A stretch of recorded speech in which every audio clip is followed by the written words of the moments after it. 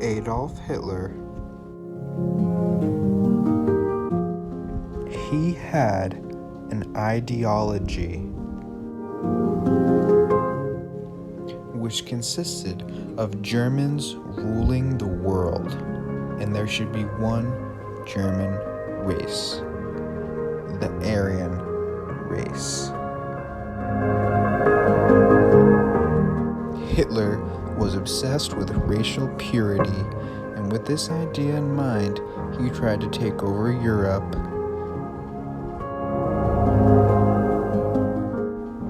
Hitler started taking over Europe in 1939 when he invaded Poland on September 1st. 2 days later, Britain and France declared war on Germany. On September 27, 1940, the Axis powers were fabricated. Japan, Germany, and Italy now had a truce. This was largely formed to prevent the US from joining the war, and it didn't work for long. Germany's main idea with making allies with Japan was actually to make it so that Japan would distract the US whilst Germany was taking Europe.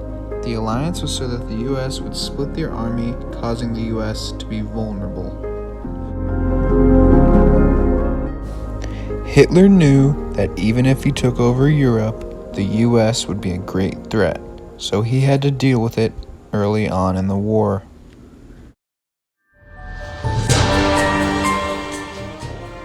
December 7th, 1941, during World War II. The Japanese staged a surprise attack on Pearl Harbor, Hawaii, which killed 2,400 people and evidently caused a conflict within Japan and the United States of America.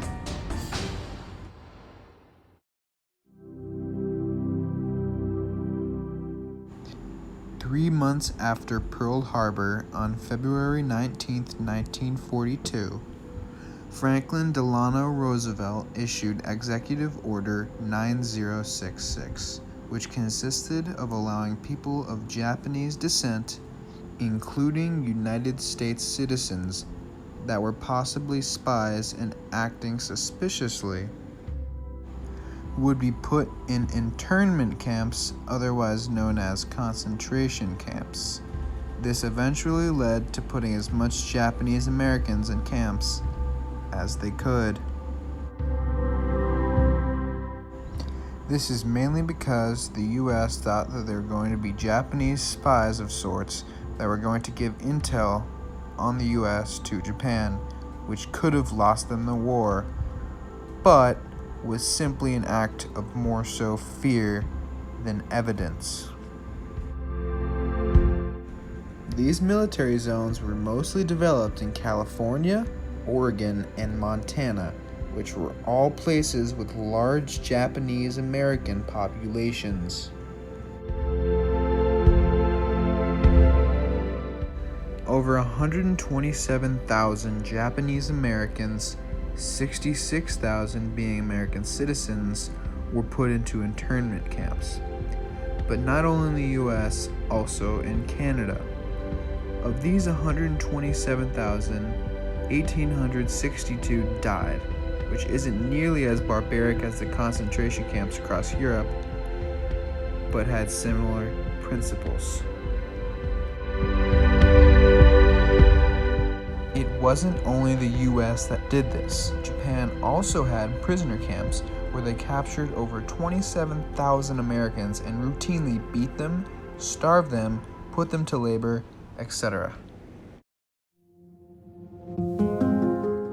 The last internment camp closed in 1946.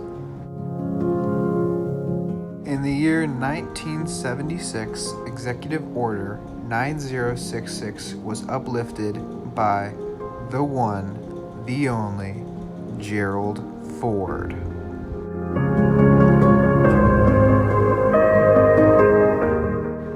The Japanese Americans were given a minuscule $25 and a train ticket to get back to their hometown.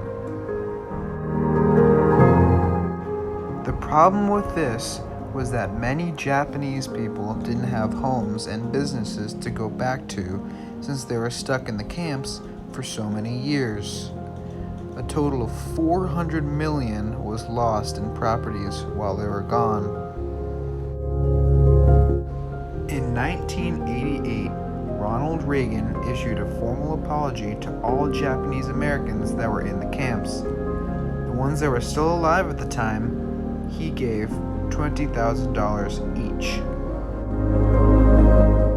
Without further ado, here are some voice messages of the very unfortunate Japanese children, along with some pictures of the families themselves.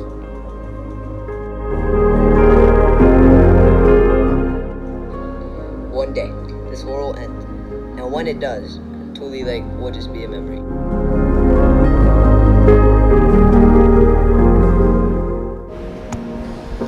Or was the guilt written plainly, and for all the world to see, across their face?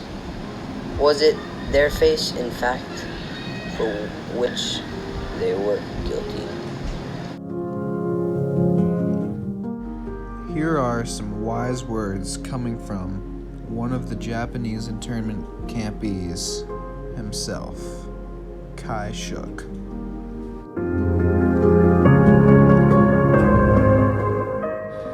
China has imprisoned over 1.5 million people, mostly Uyghurs,